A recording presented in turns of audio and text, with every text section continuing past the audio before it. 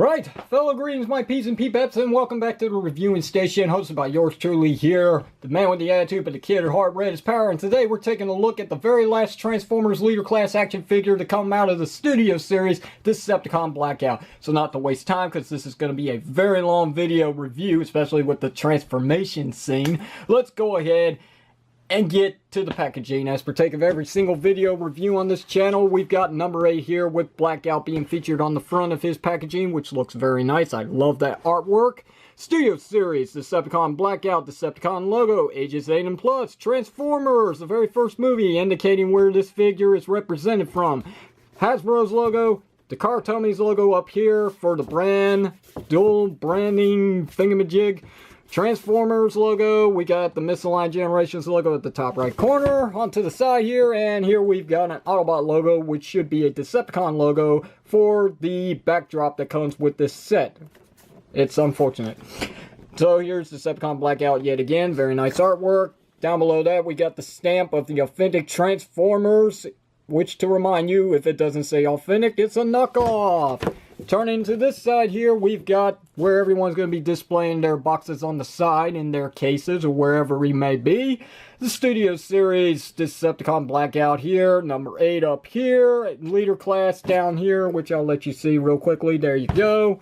On to the back here, we got some information regarding the action figure and all of its contents, pretty much giving away that, yeah, Scorponok comes with the set, which is very nice. I do appreciate that. With 46 steps of transformation from robot mode to helicopter mode, from helicopter mode to robot mode. The backdrop this figure comes with is the Desert Base Assault from the first scene in the movie, actually. Right, so other figures available in this line, we got Dinobot Grimlock, which I have reviewed previously, and Voyager Class Optimus Prime.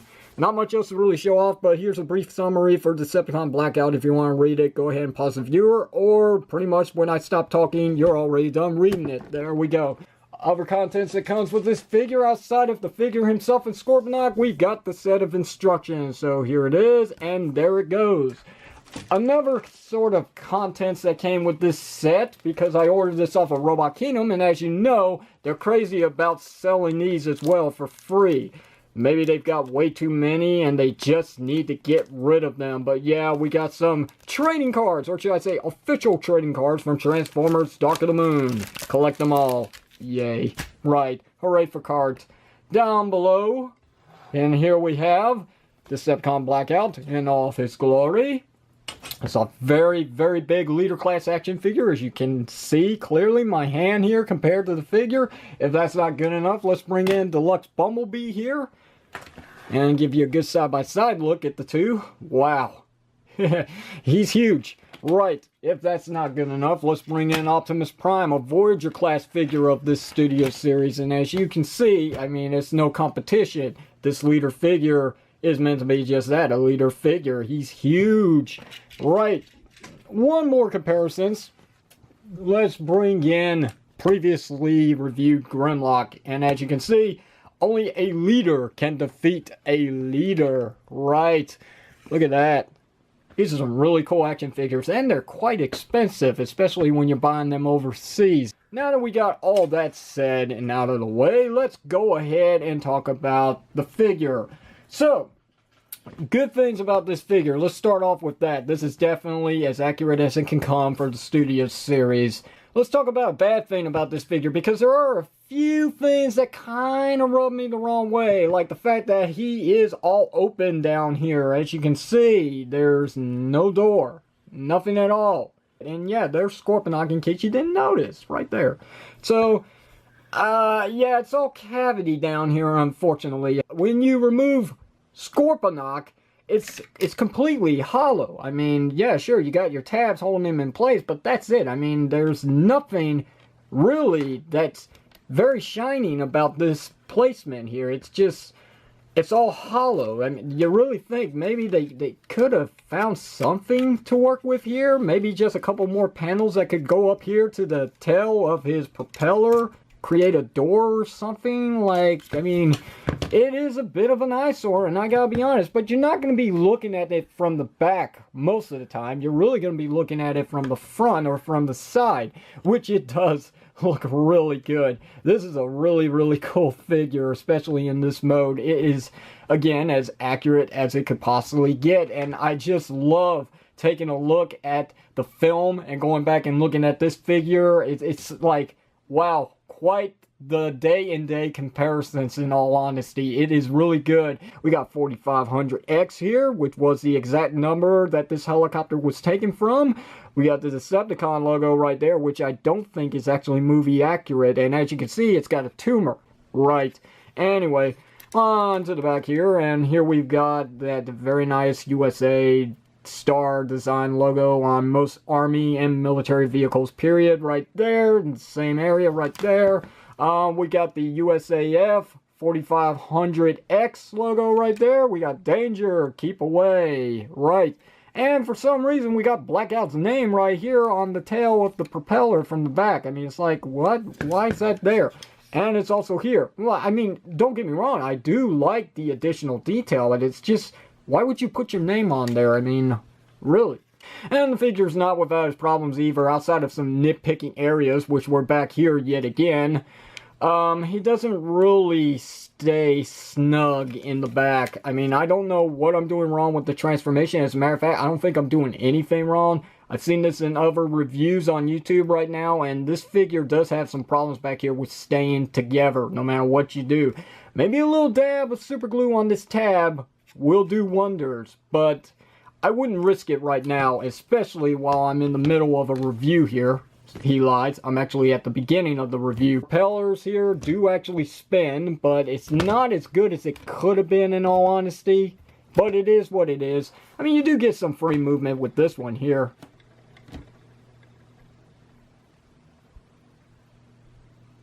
Right, so there you have that. So again, this one's kind of restricted for some reason, and this one is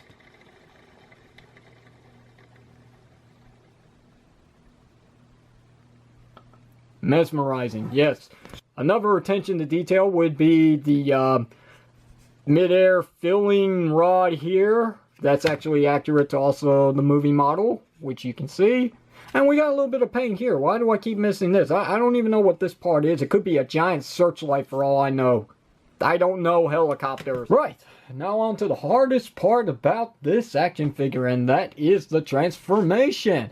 I haven't done this in a few days, so let's see how well this actually goes. So, where to begin with? Well, alright, let's obviously get this part off, because this is going to become, as I mentioned earlier, his forearm weapon, just like in the film. Right, so now that that's taken care of, we would remove Scorponok if he were under here already, but as you can see, I've already removed him. If I'm not mistaken, I want to divide these parts already, just get that out of the way.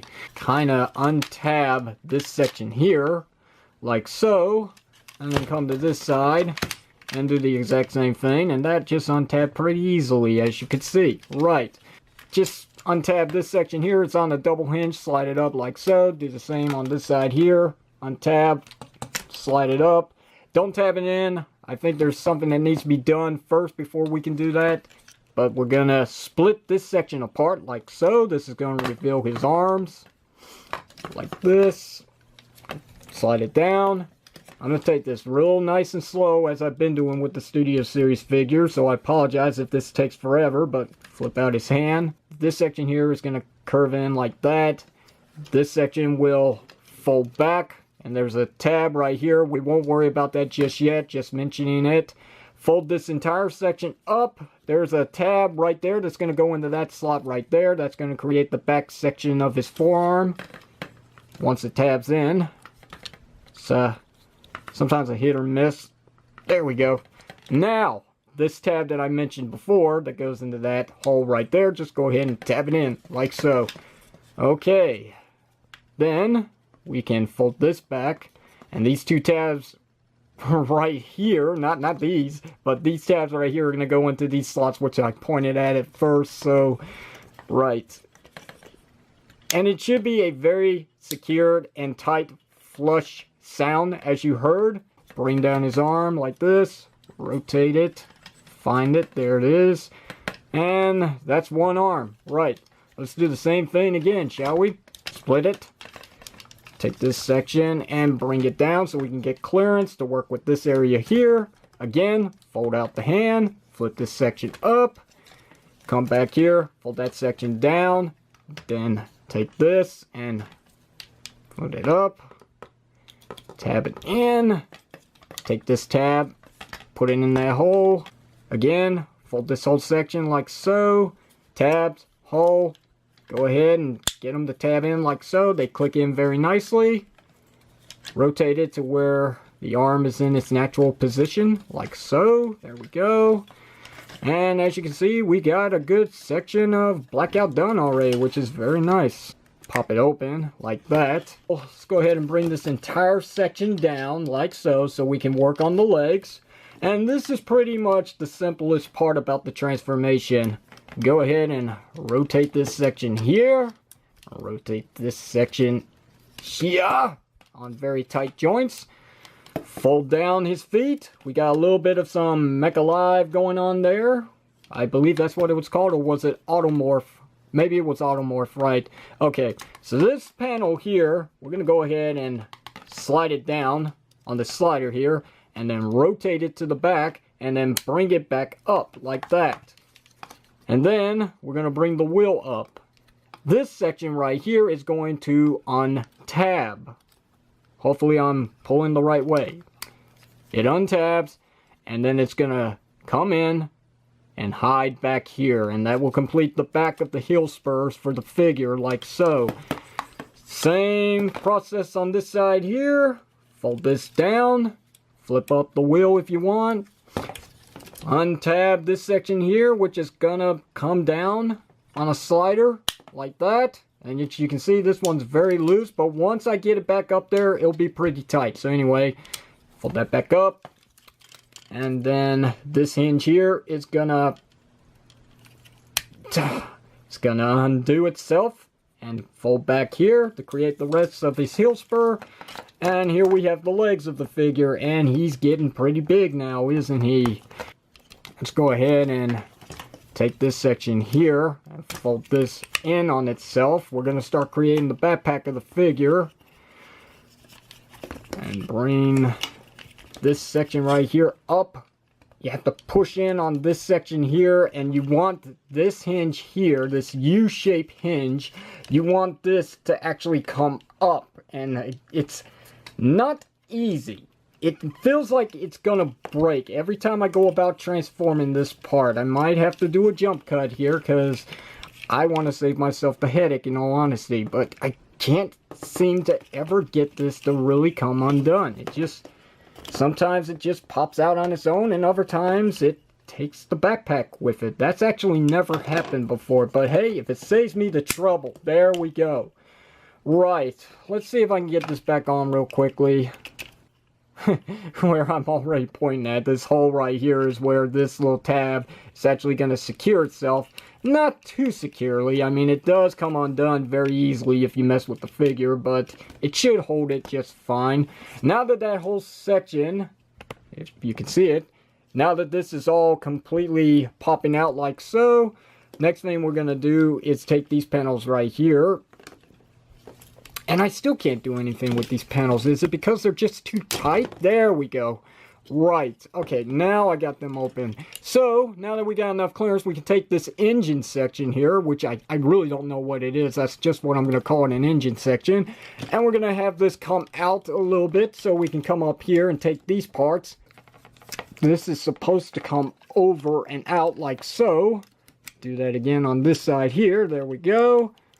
And I think we're safe to go ahead and take these pieces here and bring them up all the way, that way. Okay, so now that that's all situated, next step is to come down here, and we're going to push in on this section here, and that's going to pop out his head and open up the window compartment like so. Make sure it's all the way out.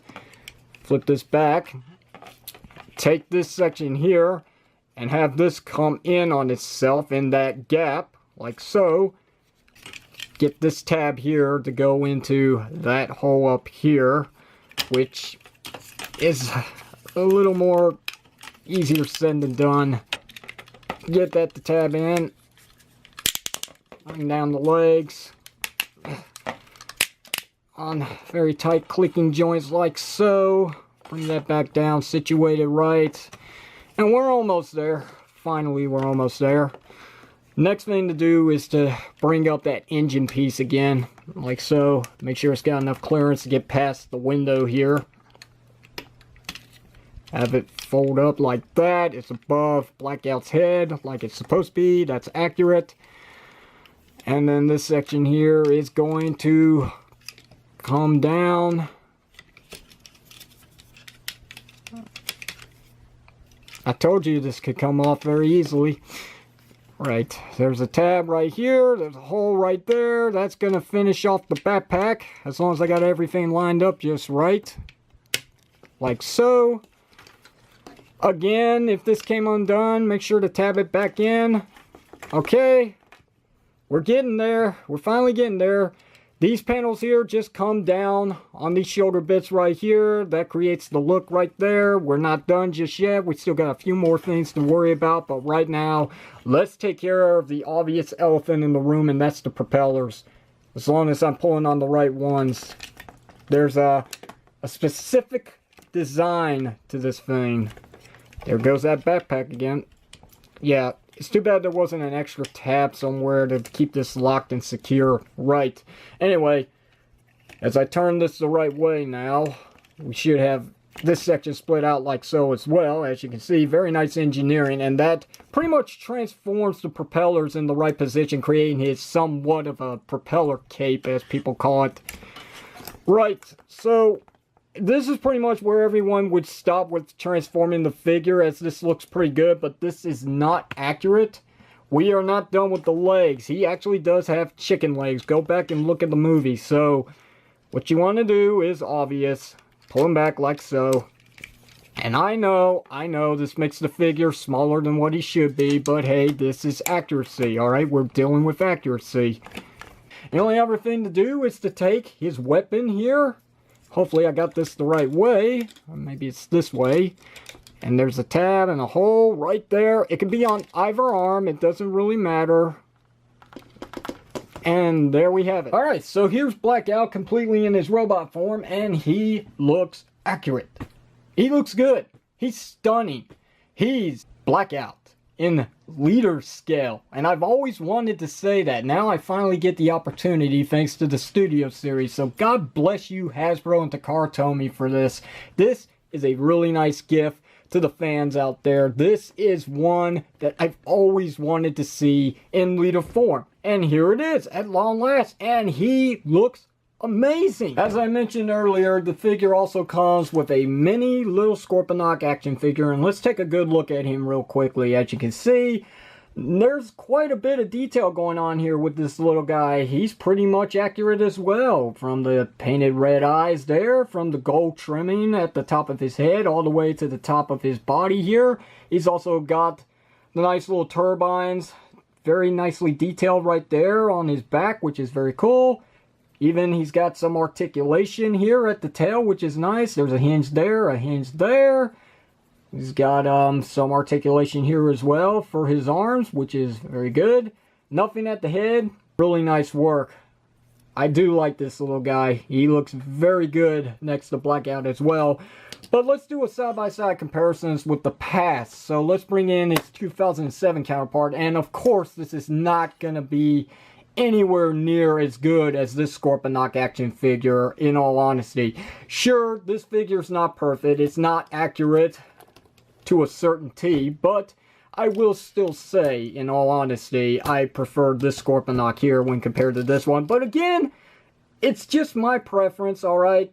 A lot of people will say differently about this guy, but this one's been in my collection for the longest of time, so he holds a certain charm to me. Regardless, though, they're very nice Scorponok action figures. You might want to own both of them if you're lucky enough. And as you can see, that's some very nice work. That's really, really good work. The gunmetal gray is working really nice on this figure. It's reflecting very nicely on my camera, and you can see his red eyes there. Those very tiny red eyes are very nicely painted. It's an overall good job. Figure is basically represented of a character in the movie that's pretty much all dark gray, in all honesty. So any paint work on this guy is a given. So, you know, it's nice. So we do have some more details on the forearms. We got some very nice details here in the legs with the engineering. It is so good. Very skeletal, as a matter of fact, with the way that he was transforming in the movie. This looks pretty right. So it's pretty thin. I know some people would complain about that, but that is pretty accurate to what it looked like in the film. Let's take a look at the backpack here with Scorponok there. As you can see, again, pretty flush to the figure. That's all I could really ask for.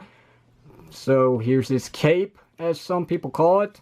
Here's his weapon, the propeller blade that can be applied on this arm here or this arm here. It's your choice, whichever way you want it. Not much else to really say about this guy. So what do you say we go through the articulation now? He does have a very nicely ball jointed head that is restricted just because of all this going on here. But you do get a pretty good range to the left and to the right. You get a little up and a little down. That's all you can really ask for.